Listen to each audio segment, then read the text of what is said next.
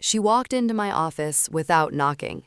She picked up my laptop, the one I had been working on for hours, and dropped it on the marble floor like it meant nothing. Like I meant nothing. "You should be cooking and cleaning," she said, "taking care of my son, not sitting around playing games." She thought I was wasting time. She thought I was jobless. She thought I depended on her son to survive. She was wrong about all three. My name is Zipporah Callan. I'm 27 years old, and by the end of that night, I had frozen my husband's shares company, ended his firm's contract, and removed both him and his mother from my life, legally, financially, and permanently. This is the story of how I did it. When Adrian and I got married 3 years ago, we moved into a house together, along with his mother, Lenora. He called it temporary. It never was. Lenora treated that house like her kingdom, and me like a guest who had overstayed her welcome. She had an opinion about everything: the way I seasoned the food, the way I folded towels, the way Adrian looked at me. She would sit at the kitchen island every evening and narrate my failures out loud, like a cooking show host who despised the chef. And Adrian, every single time, he would squeeze my hand under the table and whisper the same two words: ignore her. For 3 years, I ignored her. I ignored her when she walked into my office without knocking. I ignored her snide comments about my little online hobby. I ignored being told over and over again that I contributed nothing to this home. But here's what nobody in that house knew. My hobby, those hours at my laptop, those calls with strangers, those pages of notes they laughed at, was a tech startup I had built from the ground up. Real investors, real contracts, real revenue, 6 figures every month. Tell them I was still building, still growing, and honestly, part of me wanted to see just how far they would go. I found out that day. I was mid-pitch, expansion funding, the most important investor call of the year. And then I heard her footsteps. She didn't knock. She never knocked. She walked into my office, glanced at my screen the way you look at something worthless, and picked up my laptop.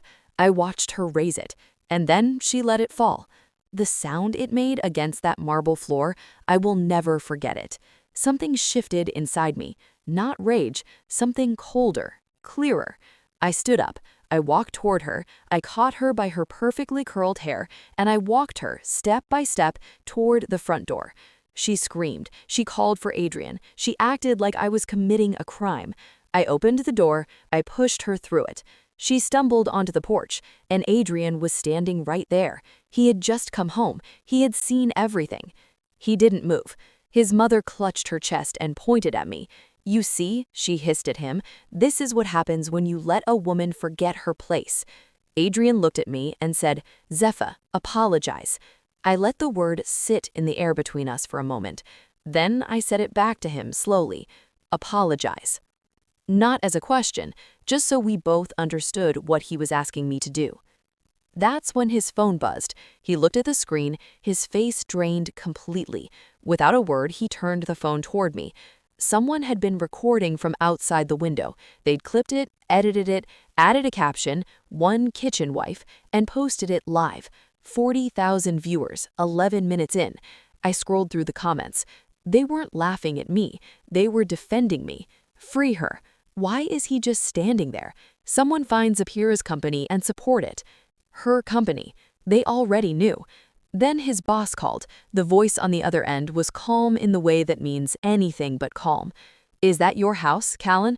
You might want to get it under control. Investors don't like drama connected to their project partners." I looked at Adrian. "Project partners?" I said quietly. "What project?" He couldn't meet my eyes. 6 months ago, my husband had quietly purchased a 15% stake in my company, through his firm, through his connections, without telling me. Just a safety measure, his exact words, "in case you failed." Let that land for a moment. He didn't invest because he believed in me. He invested because he expected I would fail, and he wanted to be positioned to say he had tried to help. And when I didn't fail, he decided to own a piece of what I had built instead. His mother smiled. My son always protects his assets. Assets. Not wife, not partner, assets. I felt something go cold inside me. Not hurt, not even anger, clarity. I walked back to my office. I picked up my tablet. I logged into my founder's dashboard. Majority shareholder, executive authority over all governance decisions, and attached to Adrian's 15% in the agreement he had signed and clearly never fully read were 3 clauses: a non-disclosure agreement, an ethics requirement, and a reputation standard tied to public conduct. He had just violated all 3, on camera, in front of 1 million people. I opened my email. I typed one line to the board. Subject: immediate vote. Conduct review, partner involvement. I attached the clip. Then I walked back into the living room and looked at my husband. "You wanted control," I said softly. "My turn." The board meeting happened that same night, not because I called for it, because the investors did. I joined from my dining table. Lenora sat on the couch with her arms crossed, watching like it was a show. Adrian stood behind her, rigid, silent, the way he always went silent when it actually mattered. The clip played first, then the numbers, the growth projections, the expansion deal his firm had been negotiating through my company, the deal that was now at risk because of what he had allowed to happen in our home. One investor leaned forward and spoke directly to Adrian. "Mr. Callan, were you aware that your domestic situation could directly impact company reputation?" Adrian cleared his throat. "It was a misunderstanding." A misunderstanding. The vote was unanimous. His shares were frozen pending a full conduct review. His firm's partnership negotiations were suspended. And then his phone buzzed one more time. His employer had placed him on administrative leave. By midnight, the clip had crossed 1 million views. Sponsors were reaching out to my team. New investors were circling. My company's valuation had jumped overnight, not because of the chaos, but because of it, because the world had watched a woman be dismissed and then watched her respond. I walked to the front door and I held it open. "Lenora," I said. She looked at me. "You don't live here." She turned to Adrian, waiting for him to fix it. He said nothing. For the first time in 3 years, he had absolutely nothing to say. She left that night, not because I threw her out again, but because Adrian finally told her the truth he had been hiding from everyone, most of all himself. This house was purchased in my name, with my company's early profits, not his salary, not her savings, not his son's career, mine. The next morning, the house was quiet, different, like the air itself had changed. Adrian sat at the kitchen table for a long time, and then he said something I never expected him to say. "You didn't think I'd choose your company over me." I looked at him for a moment. Then I said, "I didn't think you'd choose control over respect." That was the last real conversation we had. A week later, he signed the buyout papers. He sold me his shares at a loss, voluntarily, because staying tied to my company meant answering to me, and he wasn't willing to do that. I watched him carry his last suitcase out the front door. I didn't cry. I didn't feel triumphant.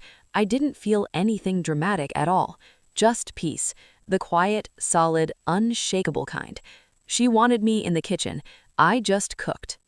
If this story stayed with you, leave a comment. Tell me whose side you're on. Tell me what you would have done. And if you want to know what happened next, what the company became, what Zapira built from everything she almost lost, that story is coming. Subscribe. You don't want to miss it.